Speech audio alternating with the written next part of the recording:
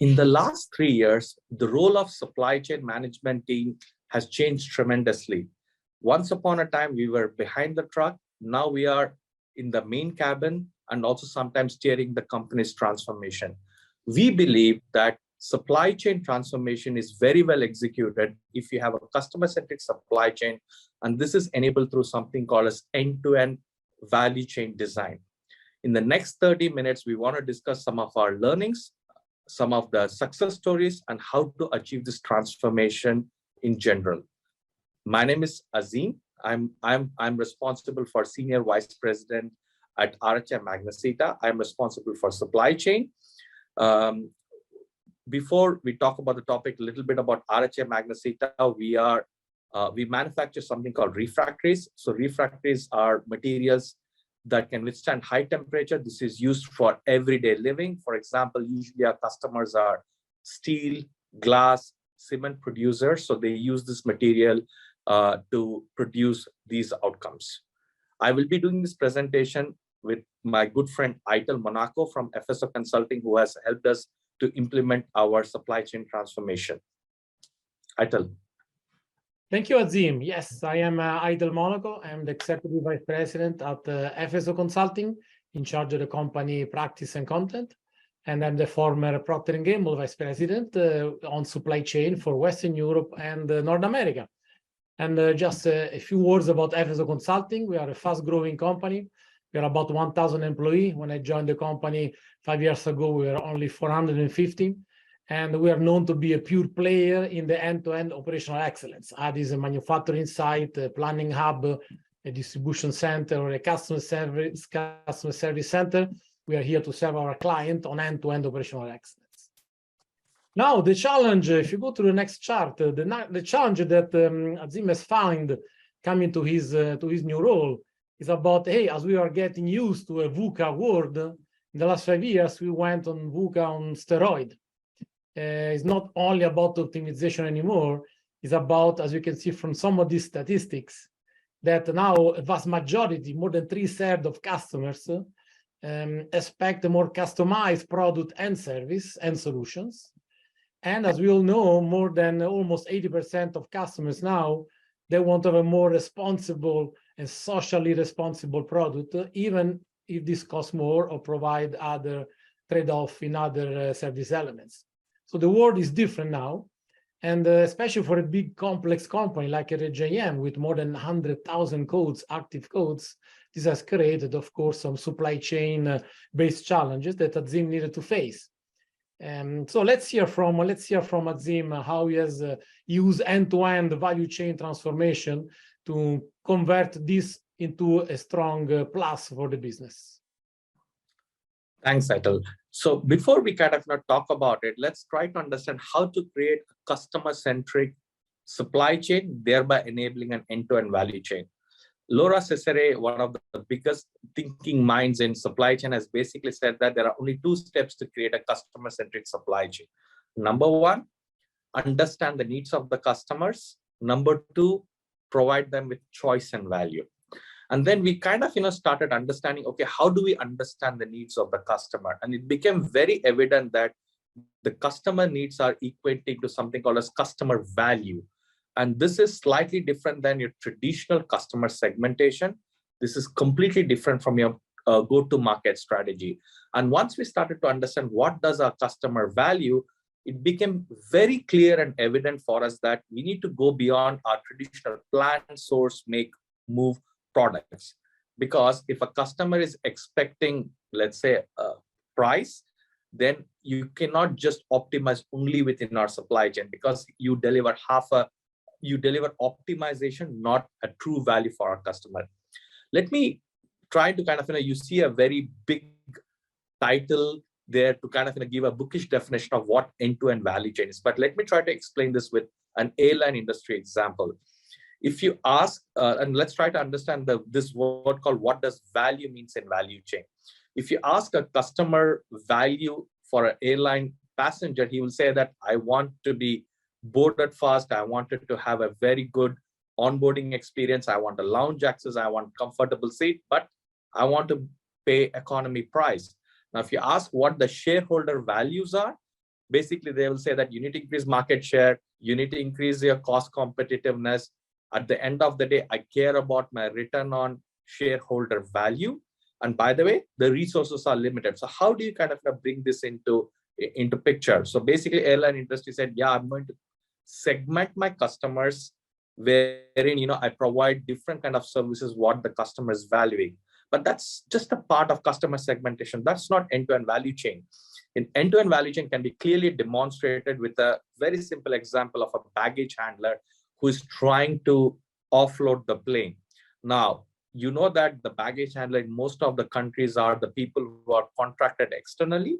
They don't work for the airlines. They don't work for the airports. They are usually an independent third-party contractor. But despite all this, when the baggage compartment gets open, he knows that he needs to offload the business class baggage first. How does he know that? Because there is a process, there is a tool when the customer checked in that generated a tag that goes on top of the baggage, which basically kind of identifies that this baggage belongs to a business class passenger. And the reason why I need to offload is that the reason why he has paid an additional money for a service basically is to kind of get his luggage earlier than other passengers. So basically the end-to-end value chain is going beyond your traditional plan make source to delivery. If I kind of relate to airline industry to any other industry, wherein this enables an end-to-end process where it's A, it's synchronized, B, we are able to prioritize our services to the needs and the values of the customer to deliver what matters most for the customers in concert with generating shareholder value. That's what end-to-end value chain means. If you go to the next chart, at RHI Magnesita, we kind of created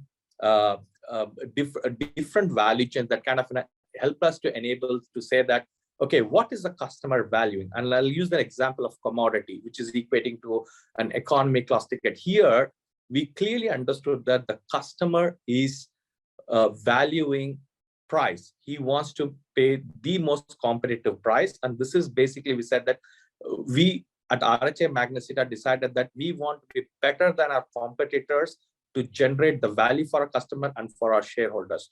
The way we did, of course, we did our usual optimization that we do in your plan, make, source, deliver process.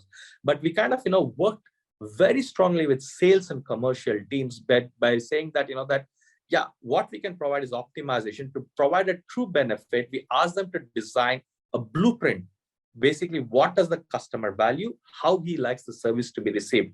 It became evident that we figured out that going back to the previous slide, if you remember, we also kind of segmented our product that the customer values in the configure part, where basically we said that he's valuing price. That means I don't have to give him a complex product. I can give him a commodity product. We use sales team to kind of enable us, which kind of became our plan, make, source, deliver process a bit more efficient. We also made quite a bit of end-to-end transformation where we said that maybe we don't have to send as many sales or investment in these processes. Maybe they use an e-commerce platform that is connected directly to our demand planning processes that is enabling us to do it.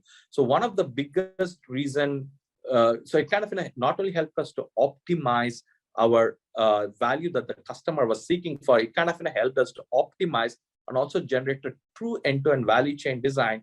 For example, if you need to expedite in case of any kind of a constraint, either in production or either in transportation, we know where our investment we must make, because it became very clear for us where the value actually we are generating. But Eitel, I'll hand it back to you to talk a little bit more about how you guys helped us to achieve this dream. Yes, I have to say that, and no, Azim, we talked this a lot in the past. Most companies are doing segmentation, have done segmentation, or believe they have done segmentation.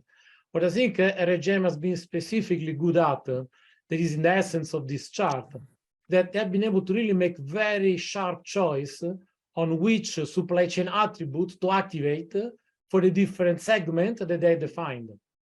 And because this work has been led by Azim together with the sales people, they have been making choices that were very actionable, very focused, and they really make choices. What does it mean in this case? They selected out of more than 30 plus possible product segment.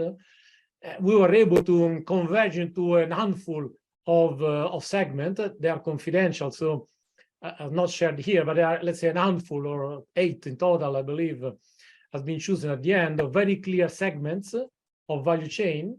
And then the supply chain has selected the different attributes for which we need to do better than competitors in each of these segments. You can see here in value chain number 1, you want to be superior versus your competitors in that segment, in that specific supply chain attributes. And having been able to make these very simple and sharp focus choices allowed the supply chain team to provide to sales specific tools in the hand of sales to attract more customers, more business using supply chain solutions. And that's the beauty of the transformation I've seen in RHIM to convert, as Azim said very well in his first chart, from a necessary evil into a business accretive function that really give value to the business by putting new tools in the hand of sales. A couple of examples of what we mean.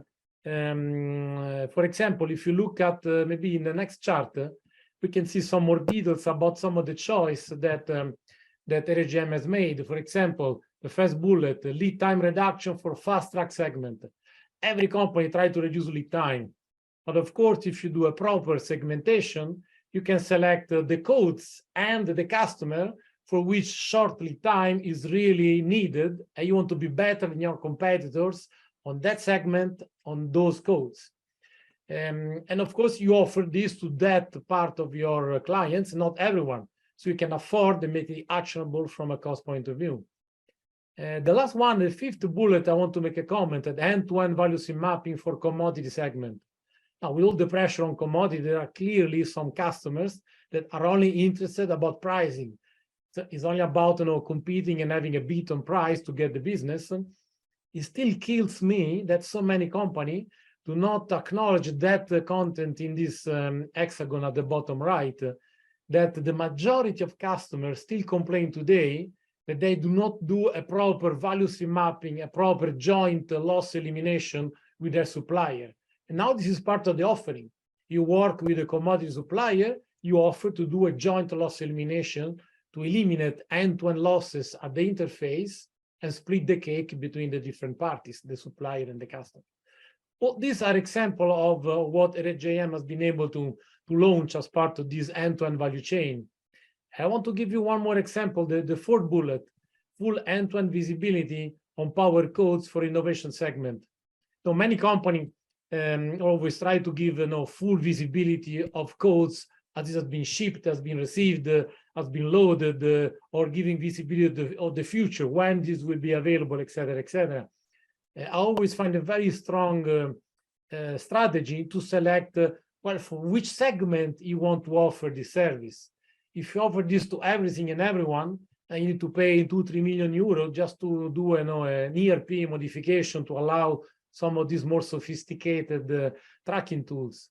But if you select the segment and the codes, the sub number of codes you want to use, you can do this with few $100,000 to select something that is fit for the need of that segment and really use that visibility.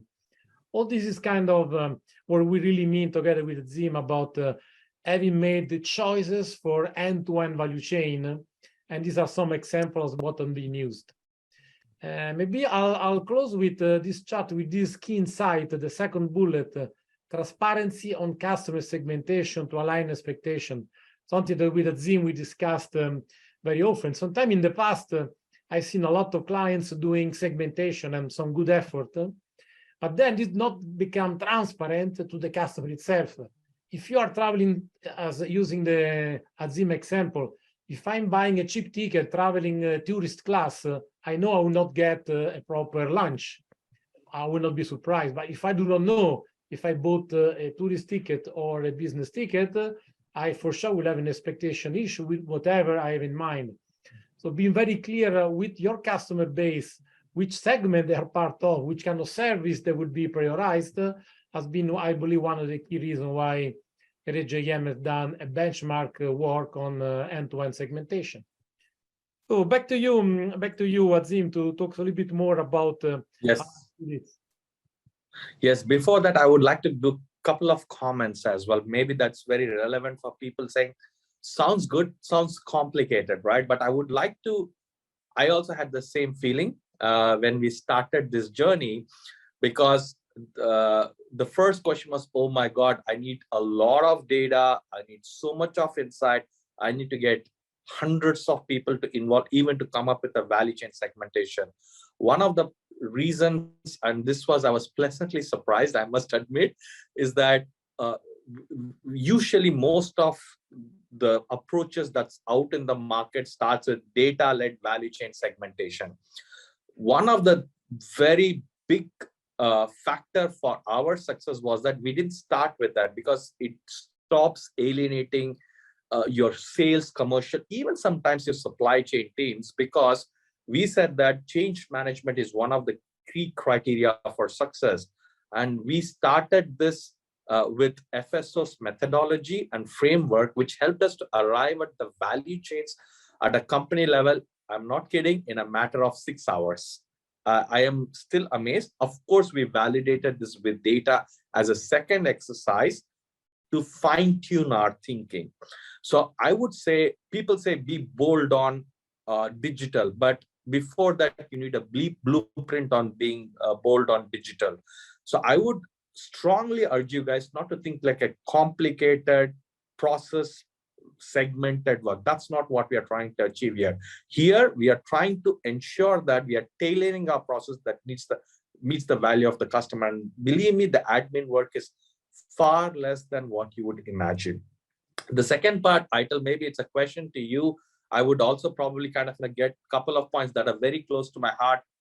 Maybe I wanted to kind of get your opinion as well here, is that one of the things, you're absolutely right, the supplier VSM is not only solving the supplier problem, but it also helped us to improve our better product segmentation, right? We want as standard products as possible. We are supply chain people, this is what we like.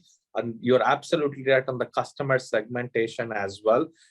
If you can probably talk about some of the pitfalls that people would do on an end-to-end value chain transformation, maybe you can help us with that, so that it kind of resonates with the people as well. Oh, sure. Yes, of course. So that's a lovely subject to spend some minutes. I see 3 main pitfalls. At FS, we probably support 5-6 projects like this every year, so we have quite a good database. I would say the number one is the fact that typically we are all engineers. We like to overcomplicate things, while these efforts should really be led by sales.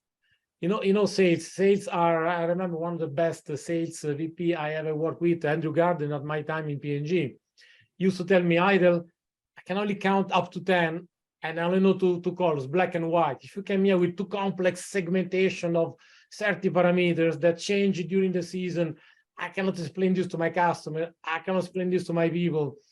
We cannot live to it. So I think the pitfall is, as you did very well in RHIM, have sales leading the process, leading the choice of the priority, because it will force all of us to be simple, black and white, 1 to 10, and make something actionable. I believe that's one of the critical pitfalls that you guys did so well in RHIM. You end up in a very simple but actionable. You can leave the segmentation you have done in your end-to-end work. That would Absolutely. be Absolutely. And the reason for that, Eitel, is that, of course, the bold words coming in a supply chain conference to talk very positive about sales. But the reason why it worked out well is that they usually can articulate the voice of customer and the emotion behind on why customers are buying and how we can translate into value, right? That's where we saw some of the good practices that kind of enabled us quite a bit of success. If we go to the next one, so the question, again, going back to the earlier topic, we spoke about 2 things, right? Okay, we understand what the customer needs. We say we need to understand what the customer values and provide them with choice and value. And then we kind of, then how do we do that? The how part, we call this as a PhD methodology. Number 1, we talk about how we ensure that we need to have processes. Again, although in a usually these kind of value chain segmentation, you probably end up with 8-9 processes, but we need to prioritize into a simplified 3 or 4 processes, custom segmented process to kind of enable our need. Again, going back to my airline example, if you don't want to have 10 different classes in one aircraft, you want to have 3 classes: first, business, and economy. And our advice basically is that go for the extreme ones, because it helps you to kind of streamline your process, saying that how will I treat a, let's say, a first class customer versus an economy class customer. If you're able to design in this process, this is possible. Again, it comes with process alignment rather than a process mapping conversation. Of course, it goes without saying, human is the biggest element, because at the end of the day, it's the mindset. It's about the mindset that my guy in the production line is able to understand that I am serving a kind of a separate need. That means they need to be able to see the belongingness into the project itself. How do we do that? We do this basically by ensuring that people who are usually the voice of the customer, as Eitel was mentioning, the key pitfall that we want to avoid is that we don't want it to be a supply chain project, because the focus is that we're trying to internally optimize, not meeting the needs of the customer. I'm sure you can pick up many customer-centric organizations in terms of why they are successful. Let it be the Amazons, let it be the other organizations that you can think about it. They're obsessive about it. And in the process and the human dynamic, you try to bring it to life. Otherwise, these are just words. And the reason why this is all possible today is because of the third element, what we call as digital. Gone are those days where we talk about saying that, oh, I cannot manage complexity. Today, digital gives us that answer. What we are doing basically is that we mapped our value chain process designs that we want to incorporate. And we said, how do we translate it into a blueprint? Now, this is the basis for all our software and our future ERP or supply chain planning tool implementation. So this is the blueprint which we are implementing. And believe me, when I say that go bold on digital, this is how you go bold on digital. We are able to incorporate this. Today's technology allows you to do that. Why? Because the big problem was that you used to have a SAP system that is rigid, one size fits for all approach. Today, the technology with the data, and the reason for one size fits for all was that I had a workflow and I have a data problem. These were the 2 barriers. Today, with all the advance in the data management tools and technologies, this is possible for us to do, to have a segmented processes that we can execute in a very interoperable manner. That means the handoff between the 9 value chain steps that you saw can be very well managed today. So that's why we believe that we are in the precipice of able to execute it. In other words, if you're thinking about S/4HANA future implementation or a future Oracle implementation, think about how can I ensure that I can bring the segment to life. Again, we're not talking about segmented supply. We're talking about end-to-end value chain transformation. Your implementation time is easier. Your acceptance criteria to the change management is also easier in the handoff process, because we are trying to create the value not only for our customers but also for our shareholders. If you go to the next one. Sorry, Azim, I wanted to ask you a question, because if you go back to the previous chart, of course, people in the audience should know, if you're looking this recording, that Azim has a strong analytic data background from previous assignment. It's not usual to all supply chain leaders that have been working with, so you really are in a great shape on that. What was your personal experience in working on the PhD integration? I know this has been also a journey for you, and you remember you told me one day that in your role you are an integrator, right? So what was your personal experience in integrating the process element, the human aspect, and the digital aspect that was part of your background? Yeah, so one of the surprising learning basically was that I expected, and believe it or not, that a supply chain guy running an end-to-end value chain project, right? So the first barrier I expected was that what would be the acceptance criteria for it before even I start drawing it out. But I can tell you that today the biggest promoter of the project is my sales and commercial team, because they are basically saying that my customer is wanting something, here you can deliver the promise that we are making to the customer, right? So in the role of integrator, my job has become very easier because they are coming up with multiple ideas to say that, that it became, in the beginning, it started with 10 value chains. We segmented it to a very narrower width, and basically they're getting sharper and sharper as we progress along, saying that, okay, some things are must have, some things are good to have, some things are nice to have. They are able to make the commentary, which is making the job of the supply chain much better, because now I don't have to tell them why they need a product rationalization, why they cannot have 10 different service level for 4 different customers, right? So it's becoming very evident for them, because it provides them the visibility. In fact, we also changed a lot of our BI based reporting to kind of as per the value chain. So most of our performance reviews are happening. So what is happening because of this is that there's quite a bit of change. It's not a silo problem that I'm trying to solve here anymore. For example, OTIF is not an operations problem or a commercial excellence problem or a factory problem or a logistics problem. They are saying that, how can I solve this throughout my value chain to improve the performance? So the mindset has changed quite phenomenally. This is enabling us to kind of integrate faster. Again, the change management has been one of the biggest success for which we are able to already show some demonstrable results, Eitel. Thank you. Great point, Azim. Yes. Then maybe I can give you some closing words, right, Eitel? Yes. So this brings us to the end of that session. So just in summary, if I try to summarize what we discussed, that's what I really liked of the journey we did together with Azim in RHI. You start from a base, a supply versus demand balancing with a base S&OP, and you start working on value generation by putting together the strategy, the supply chain strategy, and the commercial strategy. And specifically, you have the sales taking a driver seat into this segmentation to ensure you get practical, simple, and really customer-oriented. This means converting from supply to value. And then you added the end-to-end aspect to it by really putting the supply chain tool and the attributes that you can play, all the supply chain dials you can play in the hands of sales to attract more customers, more clients, more orders in each of the critical segments, by providing a better service than competitors when really matters, in the element where really this can make the difference. Not everything, not everywhere, but where really make the difference, adding an additional service, adding and proposing an additional service better than your competitor. And then as a side element, the sales structure involved in operation KPI. As a side benefit, you see that by playing at this table, sales people that typically are cowboys, and go their way, they need to come to terms using KPI, using a structural strategy, because they like what they see, and to be able to play, they need to work within certain level of discipline, certain level of rigor.